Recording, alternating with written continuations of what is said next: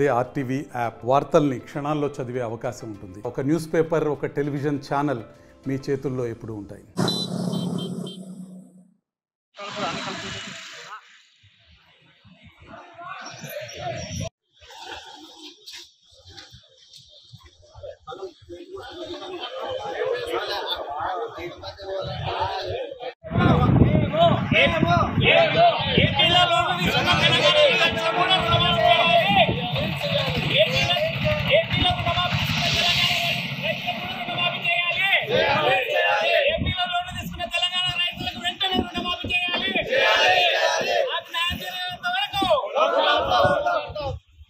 న్యాయం జరగనిచో ఆత్మహత్య శరణ్యం. న్యాయం జరగనిచో న్యాయం జరగనిచో ఆత్మహత్య శరణ్యం. ముఖ్యమంత్రి ఎక్కడ లోన్లు తీసుకున్నా మాఫీ చేశారని ఈరోజు మాకెందుకు మాఫీ? మందికి గత ప్రభుత్వం చేసినటువంటి మాఫీ రైతులకి మళ్ళీ మాఫీ వచ్చింది.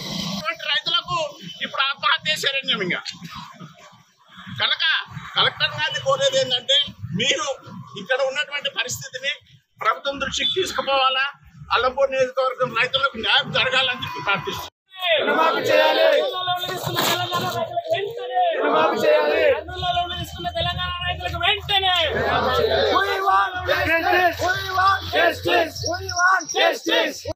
కలెక్టరేట్ కార్యాలయం ముందర విషయం ఏమిటంటే, మన మానపాడు మండలము అల్లంపూర్ మండలంలో ఎప్పటి నుంచి కూడా తాతల కాడి నుంచి కూడా భూములు అల్లంపూర్ తాలూకాలో ఉన్నాయి. వాళ్ళు మాత్రం అకౌంట్లు కర్నూలు కేంద్రంగా పెట్టుకున్నారు. కాబట్టి అటువంటి మన రుణమాఫీ జరిగిన ₹1,00,000 కానీ ₹1,50,000 కానీ ఇంతవరకు కూడా వాళ్ళకి ఎవరికి కూడా అక్కడ వాళ్ళ అకౌంట్లకు పడలేదు. ఎందుకంటే అన్ని మాఫీ చేస్తానన్న ఈ రేవంత్ రెడ్డి గారు ఇప్పుడు చూస్తే అవి ఇవన్నీ చిన్న చిన్న ఇక్కడ కూడా మన గద్వాల తాలూకాలో కూడా ఎక్కడ కూడా చాలా మందికి ఊర్లో 20 మంది 30 మందికి అకౌంట్లలో రుణమాఫీ చేయడం జరిగింది. కాబట్టి అందరు కూడా రుణమాఫీ జరిగేలా అల్లంపూర్, గద్వాల్, మానపాడు మండలం అందరూ కూడా అక్కడ అకౌంట్లు ఉంటే కూడా మనుషులు అయితే ఇక్కడ ఓటర్లే కాబట్టి మీరు ఓట్లు వేసుకున్నారు.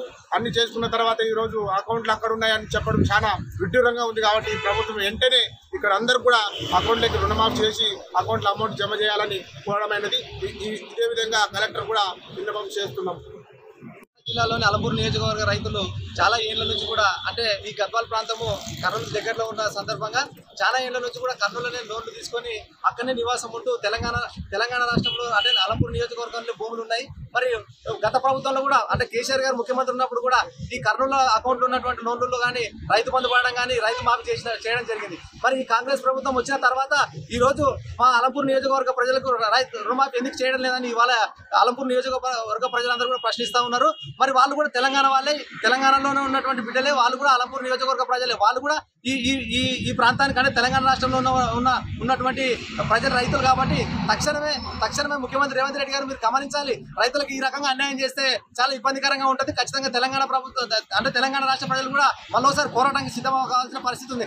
ఎందుకంటే అంటే నది పరివాహక ప్రాంతము తర్వాత అంటే రాష్ట్రాలకు దగ్గరలో ఉన్న వాళ్ళు కొంత వాళ్ళ పరిస్థితులు అనుకూలంగా అక్కడ ఉండి లోన్లు తీసుకోవడం జరిగింది. అంటే భూమి ఇక్కడనే ఉంది, అన్ని ఇక్కడనే ఉన్నాయి, కానీ నివాసం ఉంటూ ఓన్లీ లోన్లు మాత్రమే అక్కడ తీసుకున్నారు. మరి వాళ్ళకి ఎందుకు రుణమాఫీ చేయడం లేదు? మీరు ఆ రోజు మేనిఫెస్టో కూడా ఎక్కడ రుణాలు తీసుకున్నా కూడా మేము రుణమాఫీ చేస్తామని అన్నారా లేదా? మీరు ఇచ్చిన మేనిఫెస్టోని ఈ రోజు ఎందుకు అమలు చేయడం లేదు? మరి ఈ రకంగా రైతులను ఎంత మాఫీ పెడతారు, ఎంతవరకు మీరు రైతులను మోసం చేస్తారని ఇవాళ అల్లంపూర్ నియోజకవర్గ రైతుల నుంచి డిమాండ్ చేస్తా ఉన్నాం.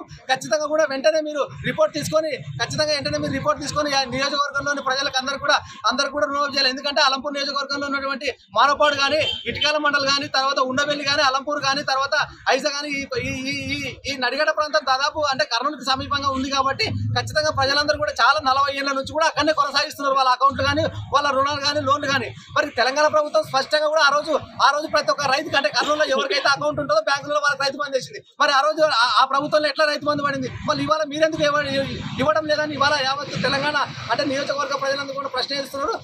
ఖబర్దార్ రేవంత్ రెడ్డి గారు, మీరు ఖచ్చితంగా నియోజకవర్గ ప్రజలకి న్యాయం చేసి తీరాలని డిమాండ్ చేస్తా ఉన్నాం. మరిన్ని వీడియోస్ కోసం ఛానల్ ని సబ్స్క్రైబ్ చేయండి. లేటెస్ట్ అప్డేట్స్ కోసం వాట్సాప్ ఛానల్ ని ఫాలో చేయండి. అండ్ లింక్ డిస్క్రిప్షన్ లో ఉంది.